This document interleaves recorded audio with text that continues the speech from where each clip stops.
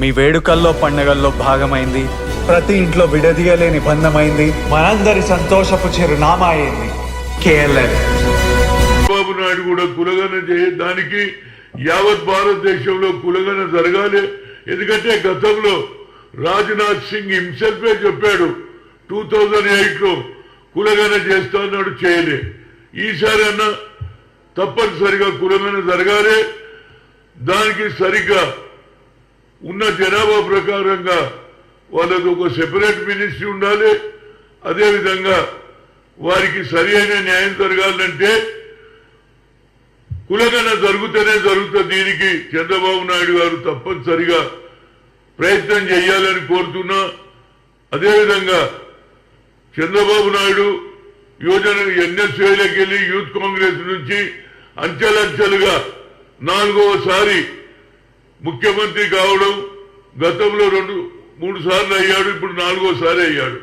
తప్పనిసరిగా బడుగు బలహీన వర్గాల గురించి న్యాయం చేయాలని అదేవిధంగా గర్వపడుతున్నా నేను. ఎందుకంటే యువజన కాంగ్రెస్ నుంచి వచ్చిన వ్యక్తి 4వసారి ముఖ్యమంత్రి కావడం నా ఉదయపూర్వక ధన్యవాదాలు. తప్పనిసరిగా బడుగు బలహీన వర్గాలకు ఎక్కువ ప్రాధాన్యత ఇవ్వడానికి ఆయన కూడా ఎన్డీఏలో ఉన్నాడు కాబట్టి ఏ విధంగా నితీష్ కులగన చేశాడో అదేవిధంగా కులగన అన్ని రాష్ట్రాలలో జరగాలి అనేది నా ఉద్దేశం. As a OBC MPs convener గా తప్పనిసరిగా ప్రధానమంత్రిని కూడా కలుస్తారు, అన్ని రాష్ట్రాలలో ఉన్న ముఖ్యమంత్రి కలుస్తారు.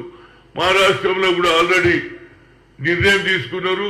అదేవిధంగా అన్ని రాష్ట్రాలలో ఆల్రెడీ తమిళనాడులో 67% రిజర్వేషన్ ఇస్తున్నారు కనుక అదేవిధంగా నితీష్ కుమార్ కూడా సరే అది కులగన చేస్తే 67% వచ్చింది. అక్కడ 60% ఇస్తున్నారు. ఇక్కడ కూడా న్యాయం జరగాలని కోరుతున్నా. మరొకసారి యువజన కాంగ్రెస్ నుంచి ఈ స్థాయికి వచ్చినటువంటి చంద్రబాబు నాయుడు మా యువజన కాంగ్రెస్ లో వైస్ ప్రెసిడెంట్ గా పనిచేశాడు.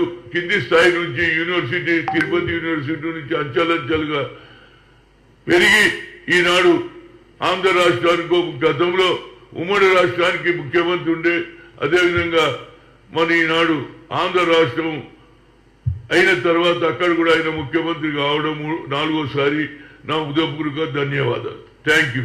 మరిన్ని వీడియోస్ కోసం ఛానల్ ని సబ్స్క్రైబ్ చేయండి, లేటెస్ట్ అప్డేట్స్ కోసం వాట్సాప్ ఛానల్ ని ఫాలో చేయండి అండ్ లింక్ డిస్క్రిప్షన్ లో ఉంది.